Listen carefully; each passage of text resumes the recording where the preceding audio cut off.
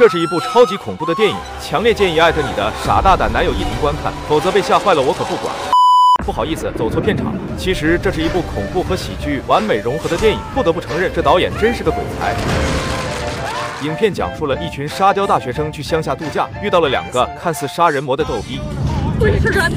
这群大学生们却上演了一出让人惊掉下巴的神操作，2个无辜的乡巴佬更是直接蒙圈了。I know what this is. What? This is a suicide pact. What?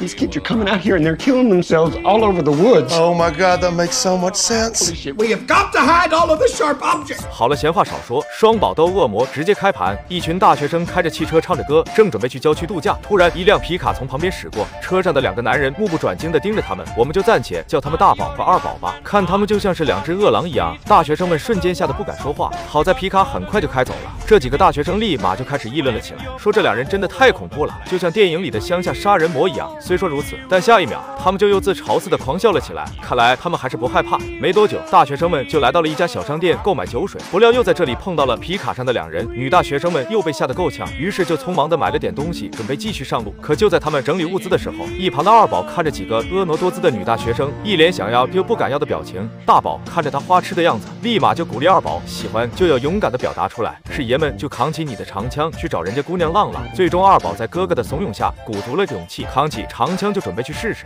大宝还特意交代他要保持微笑。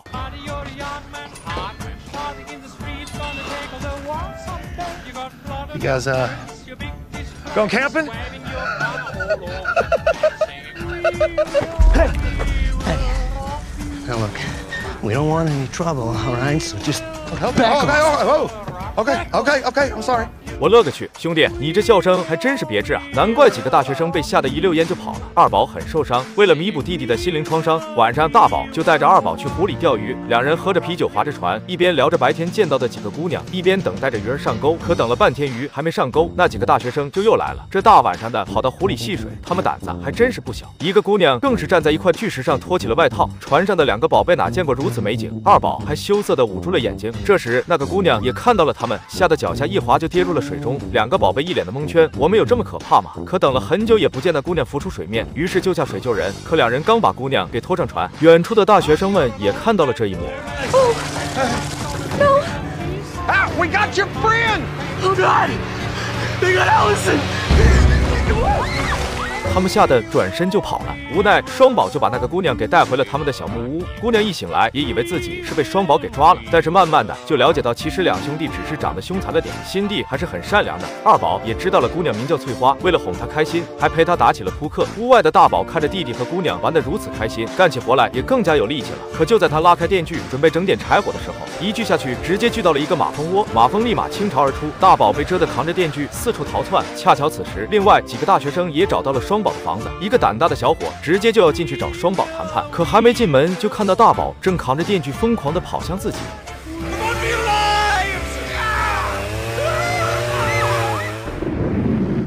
这个小伙还以为自己遇到了电锯杀人狂，急忙招呼身后的同学们抓紧逃跑，自己也脚底抹油的狂奔了起来。可扛着电锯的大宝却紧紧地跟在他后面，甚至有要超过小伙的迹象。就在2人四目相对的时候，小伙蒙圈了，咋回事啊？这大哥不是追我的吗？大宝更是一脸的疑惑，你跑啥呢？结果小伙一个不注意撞到了一个树枝上，当场嗝屁。而被马蜂追着的大宝连停下查看的机会都没有。此时的翠花还在和二宝打扑克，不一会儿被蛰得满脸包的大宝回来了，只顾着让二宝给他把毒针了，也忘记说刚才翠花的同学撞在树枝上凉凉的事。或许他刚才处在那种危机情况下，压根就没注意到吧。这时翠花忽然想起自己的同学了，说要出去找他们报个平安。二宝一听，那哪行，你还需要再休息休息，我俩去把你的那些同学找来就是。于是双宝就来到丛林中大声呼喊了起来。而此时翠花的同学们正躲在树后瑟瑟发抖，心想这2人还真是嚣张，但刚才亲眼目睹了一个同学的死状，此时却没有一个人敢站出来说句话。于是双宝就在树干上给他们留了言，等双宝走后，他们立马就出来查看。 We got your friend， 咱也不知道是英文有 bug 还是咋回事。双宝的意思明明是你们的朋友在我们那里，这几个沙雕大学生却偏偏理解为我们抓住了你们的朋友。于是他们一合计，就准备开始营救翠花。回去后的二宝将留言的事情告诉了翠花后，就到院子里挖粪坑。闲着没事的翠花就好心的过来帮忙，大宝则又去整柴火了。这次用的还是碎木机。而此时的大学生们也来到了附近，一上来就看到翠花在挖坑。Sick fuck, he's making her dig her own grave. 好家伙，这脑洞简直了！眼瞅着翠花就要被埋了，那赶紧救人吧！一个小伙拿着一个削尖的树枝冲向了二宝。Oh, good, look, your friends are here. Hey!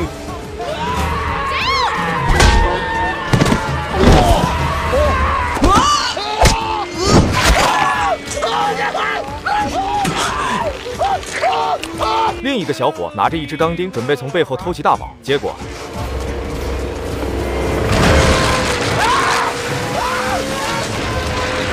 两人将晕倒的翠花抱回房间后，也被刚才发生的事情彻底惊呆了。I know what this is. What? This is a suicide pact. What?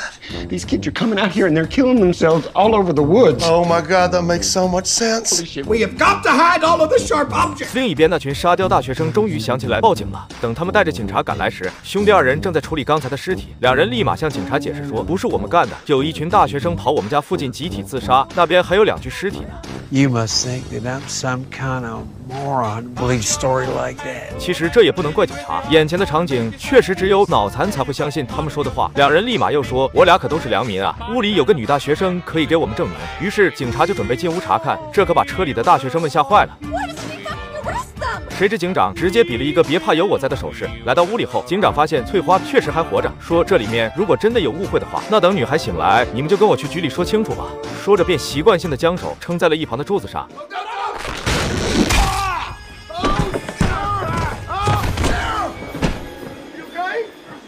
看着警长死在了面前，车里的大学生更加确信眼前的2个男人就是杀人魔无疑了，吓得都嗷嗷乱叫了起来。一个胆大的男学生直接下车，拿起警长的枪对准了双宝2人组，双宝也吓坏了。这一天还真是倒霉，立马就举起了双手，可那个学生却直接就开了枪，见枪没响。二宝还好心的提醒他，你保险没打开，结果